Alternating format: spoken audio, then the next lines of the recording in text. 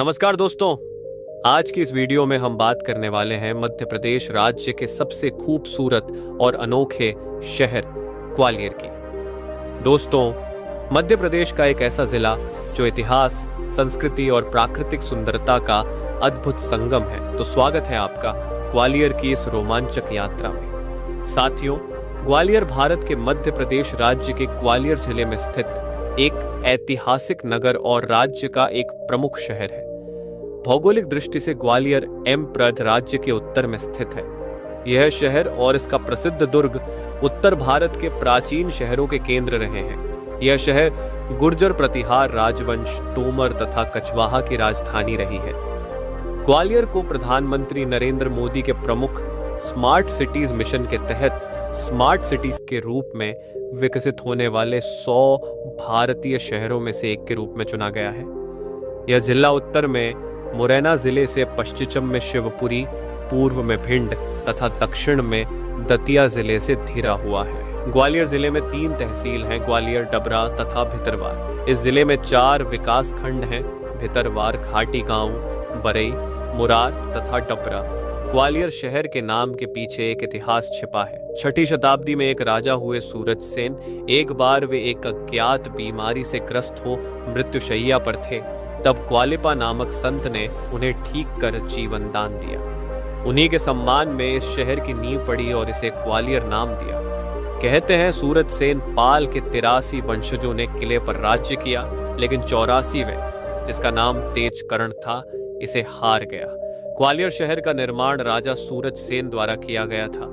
इस ऐतिहासिक शहर की खूबसूरती, आकर्षित कर देने वाले स्मारक, महल और मंदिर की जितनी प्रशंसा की जाए उतनी कम है। यहाँ के मस्जिदों, रॉक मंदिरों और मूर्तियों की बनावट संरचनाओं में शानदार वास्तुकला का काम किया गया है। ग्वालियर सिर्फ महलों तक ही सीमित नहीं है।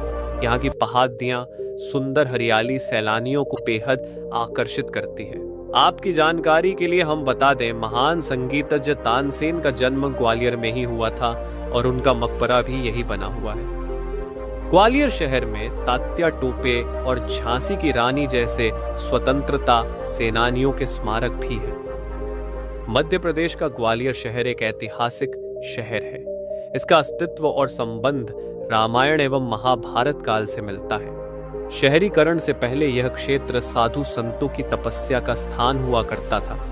यहाँ कई प्रकार के अनुसंधान हुआ करते थे। बहुत कम लोग जानते हैं कि यहाँ का चतुर्भुज मंदिर दुनिया का दूसरा ऐसा स्थान है जहाँ पर गणित की संख्या 0 का उपयोग किया गया था।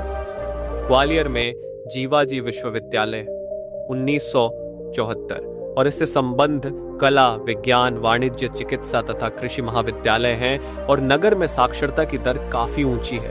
ग्वालियर में संगीत की यशस्वी परंपरा रही है और उसकी अपनी खास शैली रही है, जो ग्वालियर घराना नाम से प्रसिद्ध है। दोस्तों, ग्वालियर का कुल क्षेत्रफल 4560 किलोमीटर में फैला हुआ है तथा 2011 की जनगणना के अनुसार यहाँ की जनसंख्या 20 लाख से भी अधिक है, जिसमें 90% हिंदू, 6% मुस्लिम और 0.2% ईसाई है। इसके साथ ही यहाँ की साक्षरता दर 90% है तथा लिंगानुपात 910 है।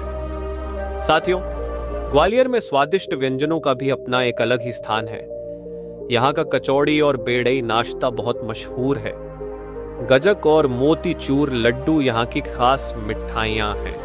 ग्वालियर एक प्रमुख पर्यटन स्थल है जो सड़क, रेल और हवाई मार्ग से अच्छी तरह से जुड़ा हुआ है। दोस्तों, इसके साथ ही ग्वालियर में घूमने और देखने के लिए ऐसी जगह है जो बहुत ही खास और फेमस है। तो देर किस बात की, आइए एक एक करके यहाँ के कुछ खास स्थानों को जानते हैं। नंबर 1, ग्वालियर का किला। मुगल सम्राट बाबर द्वारा भारत में किले के बीच मोती के रूप में संदर्भित ग्वालियर का किला पूरे उत्तरी और दक्षिणी भारत में स्थित सबसे अभेद्य किलों में से एक है और यह एक ऐसी जगह है जहां आपको निश्चित रूप से जाना चाहिए। मध्य प्रदेश में ग्वालियर के पास एक विशाल चट्टानी पहाड़ की चोटी पर स्थित यह भव्य संरचना पूरे ग्वालियर शहर की शान है। 3 किलोमीटर के क्षेत्र में फैले ग्वालियर किले को ग्वालियर के हर नुक्कड़ से देखा जा सकता है। शहर की पहचान और वास्तुकला बताती है कि यह किला 6ठी शताब्दी के आसपास रहा होगा। पूरा किला परिसर बेहद ही अच्छे से बनाया गया है और इसमें मंदिर, पानी के टैंक और महल जैसे मान मंदिर, गुजरी, जहांगीर, कर्ण और शाहजहां शामिल हैं। सप्ताह के सभी दिनों में सुबह 8 बजे से शाम 5 बजे तक आप किले को देख सकते हैं। वयस्क के लिए फीस यहाँ 75 रुपये है और बच्चों के लिए फ्री है।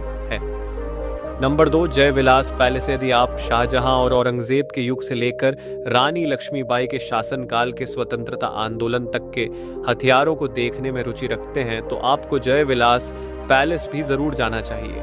यह अच्छी तरह से संरक्षित महलनुमा स्मारक जयजीराव सिंधिया द्वारा बनाया गया था, जो कभी ग्वालियर के महाराजा थे। महल 75 एकड़ के क्षेत्र में अपनी शाही वास्तुकला को दर्शाता है और यह जयाजीराव सिंधिया के वंशजों के साथ साथ 35 कमरों वाले एक विशाल संग्रहालय के लिए एक भव्य रेजिडेंट के रूप में कार्य करता है। महल को आप बुधवार के दिन छोड़कर सुबह 10 बजे से शाम 4:30 के बीच देख सकते हैं। महल की एंट्री फीस 100 रुपये है। नंबर 3, तानसेन का मकबरा। भारत के महान संगीतकारों में से एक और मध्ययुगीन काल में अकबर के दरबार में प्रख्यात गायक तानसेन भी मुगल दरबार के 9 रत्नों में से एक थे। माना जाता है कि तानसेन अपने संगीत से जादू पैदा कर देते थे, जिनकी आवाज सुनकर बारिश होने लगती थी और यहाँ तक कि अपने संगीत से जानवरों को भी मंत्रमुग्ध कर देते थे। वह मोहम्मद गौस के छात्र थे, जिन्होंने उन्हें हिंदुस्तानी शास्त्रीय संगीत सिखाया। तानसेन को अपने गुरु मोहम्मद गौस के साथ परिसर में दफनाया गया था और यह परिसर तानसेन स्मारक के रूप में प्रसिद्ध है, जहां नवंबर और दिसंबर के महीनों में राष्ट्रीय स्तर के संगीत समारोह का आयोजन किया जाता है, जहां देश भर के प्रमुख संगीतकार आते हैं और विभिन्न शास्त्रीय कार्यक्रम प्रस्तुत करते हैं। ये स्मारक आप सुबह 8 बजे से शाम 6 बजे के बीच देख सकते हैं। नंबर 4, सासबहू मंदिर। इस मंदिर को मूल रूप से सहस्त्रबाहु मंदिर के रूप में नामित किया गया था, जो कई हाथों वाले भगवान विष्णु का दूसरा नाम है। समय के साथ धीरे धीरे गलत उच्चारण से यह सासबहू मंदिर के नाम से प्रसिद्ध हो गया। इस मंदिर का निर्माण कच्छप घाट राजवंश के राजा महिपाल के शासनकाल में किया गया था, जिन्होंने भगवान ब्रह्मा से एक समृद्ध और सफल राज्य की कामना की थी। 9वीं शताब्दी में बना सासबहू मंदिर पर्यटकों और भक्तों को समान रूप से आकर्षित करता है। इस मंदिर को इसकी जटिल डिजाइन और खूबसूरत नक्काशी के लिए भी सराहा जाता है। इस मंदिर में आप सुबह 8 बजे से शाम 5 बजे के बीच जा सकते हैं। तो दोस्तों, आज की वीडियो बस यहीं तक। वीडियो आपको कैसी लगी हमें कमेंट करके जरूर बताइए तथा ऐसे ही और वीडियो देखने के लिए आपके अपने चैनल को जरूर सब्सक्राइब कीजिए।